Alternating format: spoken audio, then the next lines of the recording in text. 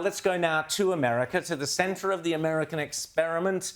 President himself, John Hinderaker, joins us now, editor of the brilliant Powerline blog. John, great to see you as always. Now, we want to just touch on things to do with Trump and tariffs, but just give us your thoughts. There's, been tariffs were on and they were off. I've always said the goal is China, communist China, and that's what it's all about. And I think finally we have a president or a leader of the free world who said, okay, enough of the cheating, enough of the ripping everybody off, enough of the stealing intellectual property, enough of all of this thievery and not playing by the rules. You can only have a rules-based order, a world rules-based order, if everybody plays by the rules. It's obvious to me. And Trump is tackling this. John, am I correct? Rowan, you are absolutely right. There are two factions on trade in the White House. You got the tariff hawks led by Peter Navarro, and they basically don't like international trade. They want tariffs forever, high tariffs forever.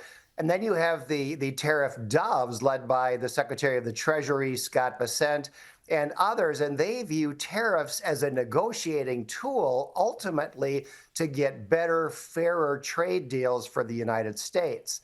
But they're not hostile to international trade. But the point you make is exactly correct. The real issue here is not trade with Australia. It's not even trade with the EU. It is trade with China. And for national security reasons, the United States must end its dependence on Chinese manufacturing. We can't run our military as things stand right now without goods from China.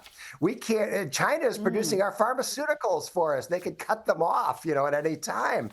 And so that's the change that really needs to be made and that the Trump administration is in the process of making. Well, the supply chain issues are significant, and I think we found that out particularly through COVID, just how dependent all our economies have become on China for vital goods. But China is exposed here. The US is in a position where, China can slap tariffs on US products. The US's economy, only 11%. Is represented by exports. It's a very low percentage compared to China and most other countries. Is this the only chance we have to bring China into line, to make it behave like a good global citizen? Because as Rowan said, they steal intellectual property, they play by their own rules, they are a rogue nation when it comes to economic policy. How do you see this ending? Who's going to blink first? Well, Rita, China is being very aggressive right now. They're being aggressive economically, but they're also being aggressive militarily. And time is not on their side. In the next, 50 years, 40 years, China's population is going to decline by 50%. And so there's a real danger that they think their time is now to do things like invade Taiwan and to extend hegemony over much of the world. This is a very serious situation. And I think in the nick of time, the Trump administration is really trying to shore up our position vis-a-vis China and weaken them as an adversary.